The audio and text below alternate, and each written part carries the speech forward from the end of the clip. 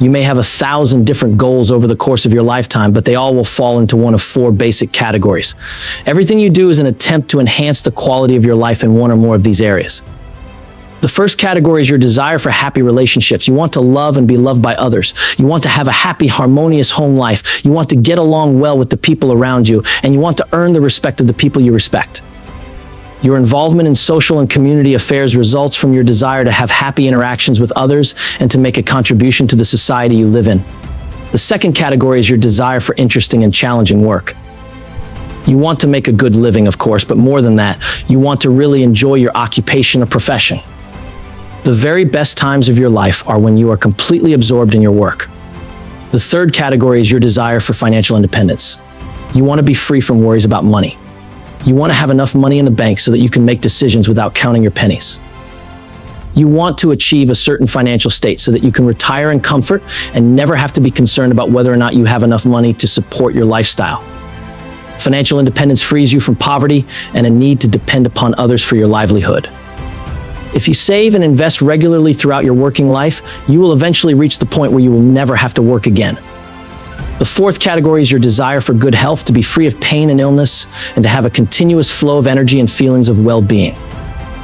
In fact, your health is so central to your life that you take it for granted until something happens to disrupt it. The common denominator of these 4 goals, and the essential requirement for achieving each of them, is a high level of energy. The achievement of even a small amount of success in any one of these areas requires the development and expenditure of energy. Energy is a critical fuel, and the one ingredient without which no other accomplishment is possible. The aim of strategic planning for corporations is to find ways to organize the business to increase ROE, return on equity. ROE refers to the return on the capital invested in the enterprise. By shifting resources from areas of lower value to areas of higher potential value, the ROE in the business can be increased. In personal strategic planning, the aim is similar. It is also to increase ROE, but in this case, ROE stands for return on energy. All the work on personal development, self-improvement, goal setting, and time management is aimed at helping you to increase your return on energy, or as my friend Ken Blanchard calls it, your return on life. You are continually organizing and reorganizing your time and your resources so that you can get the very most pleasure, satisfaction, and rewards from the time and energy you put into your activities on a day-to-day basis. Whereas companies have financial capital, you have human capital. Your human capital is composed of mental, emotional, and physical energy. The more energy you have to invest and the more intelligently you invest it, the greater will be your rewards. It is not the amount of time that you spend at your work or on your relationships that matters. Rather, it is the amount of yourself that you put into the time. If you have gone to bed late, gotten up early, and gone to work tired, you may be physically present for 8 hours, but the quality and quantity of work that you can accomplish during that period of time is compromised. You'll achieve only a small percentage of your potential productivity compared with what you can accomplish when you are fully rested and filled with enthusiasm. In every area of your life, it is the quality of the time that you put into your activities that determines the rewards and satisfaction that you receive from them. This depends upon your energy level. Building and sustaining your energy level is imperative. Since your energy is central to everything you accomplish, you should be very sensitive to things that either build or deplete it. Here are 6 keys to building and maintaining a high level of energy and vitality. 1. Proper weight. Carrying extra weight on your body is like carrying a pack loaded with bricks on your back uphill. Excess weight tires you out. It taxes your heart, your lungs, and your muscles. Extra weight forces your body to burn up more energy than it normally would just to maintain life and proper functioning. On the other hand, losing weight will increase your energy level almost immediately. Your self-esteem will go up. You will feel healthier and happier. As you lose weight, you will feel a greater sense of power and personal control. When you reach your ideal weight, you will be more effective in everything else you do. 2. Proper diet. The foods you eat have a tremendous impact on your energy level throughout the day. Changes in your diet can make you feel fresher, more alive, more alert, and filled with greater vitality than you can imagine. The way to live to a ripe, happy, healthy old age is to shift the proportions of food you eat so you are consuming more fruits, vegetables, and whole grain products. When you get used to eating highly nutritious foods, you'll be less willing to eat foods that are not particularly good for you. 3. Proper exercise. The more regularly you exercise, the more energy you have, the better you feel, and the longer you will live. Regular exercise enhances your digestion, reduces the number of hours that you need to sleep, and increases your vitality in the physical, mental, and emotional realms.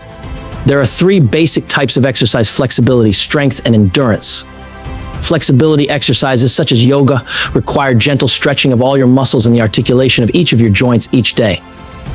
The more you stretch your muscles on a regular basis, the more relaxed, coordinated, and looser you will feel. Strength exercises include calisthenics, weightlifting, and other exercises that build your muscles. But perhaps the most important are endurance or aerobic exercises. One of the keys to long life and good health is aerobic exercise at least 3 times per week for a minimum of 30 minutes per time. You can achieve aerobic fitness by walking, running, swimming, cycling, rowing, or cross-country skiing. The important thing is that you exercise at least 3 times per week, and many people say 5 times per week for the rest of your life. This will affect your levels of health and energy and everything else you do. Everything counts. 4. Proper rest and recreation. On average, you need 7 to 8 hours of good, solid sleep each night. Some people can get by on less. But you should plan and organize your evenings so that you are early to bed and early to rise. Remember, nature demands balance in all things. If you are going to work hard during the day, you must take time off to rest and recuperate in the evenings and on the weekends. The more balance you have between work and recreation, the more energy you will have and the more productive you will be. 5. Proper breathing. By breathing, I mean deep diaphragmatic breathing, where you fill your lungs to the count of 10, hold to the count of 10, and then exhale to the count of 10. If you do this 7 to 10 times, 2 or 3 times per day, you will be amazed at how much fresher and more relaxed you feel. 6. Proper attitude. Positive mental attitude seems to go hand in hand with great achievement and success in every walk of life. The more positive you are, the more energy you have. The more positive you are, the happier you are. The more positive you are, the more positive you are in situations you attract into your life. The more positive you are, the easier it seems for you to get the cooperation of other people.